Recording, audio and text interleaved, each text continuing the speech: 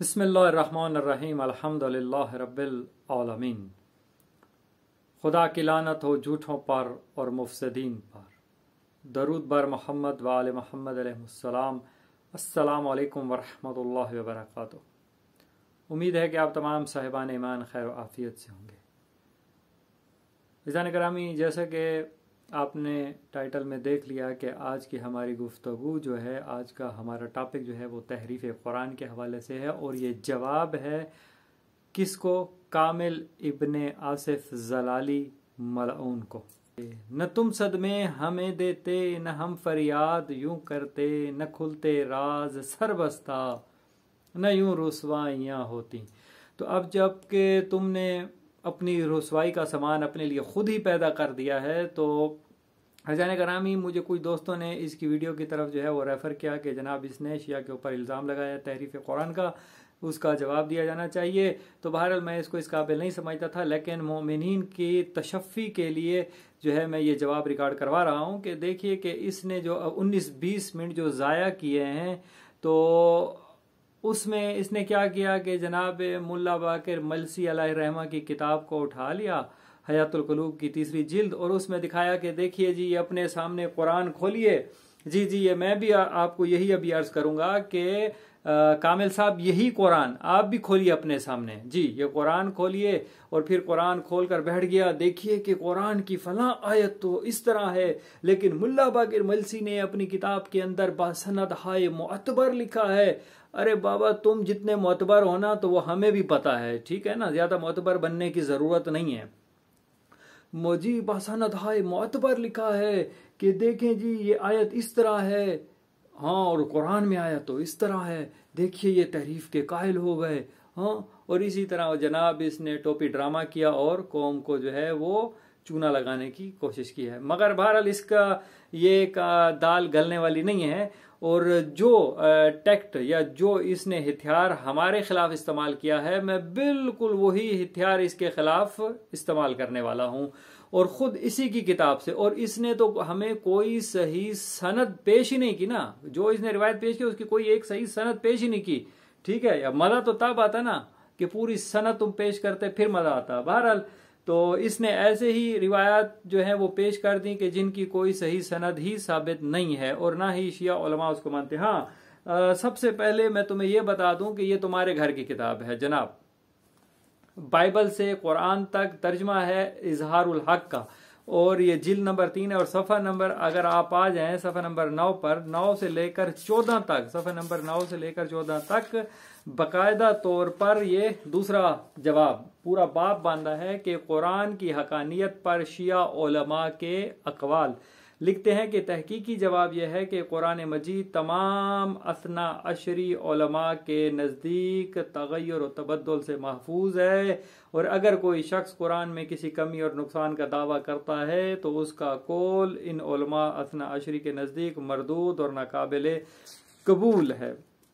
और फिर उसके बाद सफ़ा 10 के ऊपर शिया उलमा जो है, जैसे मोहम्मद बिन अली बाबाए, फिर सैयद मुर्तज़ा की दूसरी शहादत, काजी नूरुल्लाह शोस्तरी की शहादत, मुल्ला सादे की शहादत, आमली की शहादत, ये सारा इन्होंने जो है सफ़ा 14 तक शिया उलमा के हवाले से बयान किया है। इसके अंदर के शिया जो है वो तहरीफ कुरान के कायल नहीं है, या आपके घर की किताबें हैं। पहले अपने घर की किताबों के जो है वो मुताला फरमाइए, और फिर अब अपने सामने आप कुरान खोल के रख लीजिए, और कुरान का दूसरा सूरा बकरा, उसकी आयत नंबर जो है 238 238 जी जो है वो अपने सामने खोल के रखिए कि क्या इरशाद हो रहा है। पहले आप जो है वो कुरान मजीद की इस आयत को समाअत फरमाएं। जी बिस्मिल्लाह। हाफिज़ू अलस्सलावाति वस्सलातिल वुस्ता वक़ूमू लिल्लाहि क़ानितीन। जी आपने कुरान मजीद की आयत को मुलाहिज़ा फरमाया, समाअत फरमाया। ये मेरे हाथ में और आपके सामने इनके घर की और सहासित्ता की दूसरी मशहूर और मारूफ किताब सही मुस्लिम जिल्द 2, और हदीस का निशान है 1427। इंटरनेशनल नंबरिंग के मुताबिक भी 1427 हदीस का एक निशान है। अब इसके अंदर क्या लिखा हुआ है जी कामिल साहब, वही कुरान आप अपने सामने खोल के रखिए और अब मैं आपके सामने जो है सही मुस्लिम की सही जी आपके घर की किताब से रिवायत पढ़ के बयान कर रहा हूँ। और राविया बयान करने वाली कौन है? उम्मुल मोमिनीन हजरत आयशा जी। अबू यूनुस जो मौला हैं हजरत आयशा के, यानी आज़ाद करदा गुलाम है, उन्होंने मुझसे कहा कि हजरत आयशा ने फरमाया कि एक कुरान हमको लिख दो और फरमाया कि जब तुम इस आयत हाफिजू पर पहुंचो, ये सूरह बकरा की आयत नंबर 238 पर, तो मुझे खबर कर दो। फिर जब मैं वहां तक पहुंचा तो मैंने उनको खबर दी, उन्होंने मुझे बताया कि यूं लिखो। ये आयत आपके सामने है और बीबी आयशा क्या फरमाती हैं, क्या इजाफा फरमा रही हैं? वस्सलातिल असर, वस्सलातिल असर। कुरान के अंदर वस्सलातिल असर नहीं है आयत के अंदर, मगर यहाँ पर बीबी आयशा क्या लिखवा रही हैं? वस्सलातिल असर के, यानी हिफाजत करो नमाजों की और नमाज वुस्ता और नमाज असर की, और अल्लाह के आगे अदब से खड़े। और फरमाया कि मैंने रसूलुल्लाह से ऐसा ही सुना है जी।